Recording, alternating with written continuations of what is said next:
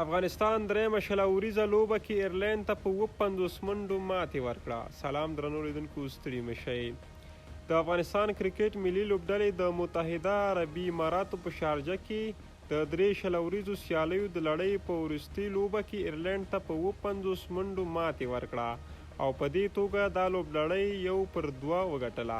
د پرونۍ لوبې پچه افغان لوبډلمشر راشد خان وګټله او لومړی د توپ وهنې پریکړه وکړه. افغان لوبډلې په ټاکلو 20 اورو کې د 7 لوبغاړو په سوځېدو سره 155 منډې وکړې او ایرلینډ ته 156 منډې هدف وټاکه.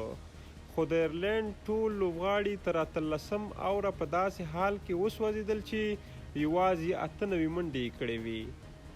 افغانستان لپاره ابراهیم ځدران تر ټولو ډېرې 22 منډې وکړې او تر پایه ونه سوځېد. هغه 3 شپږیزې او 5 څلوریزې ووهلې. د افغانستان له اړخه توپ اچونه کې عظمت الله عمرزي 4 لوبغاړي وسوځول.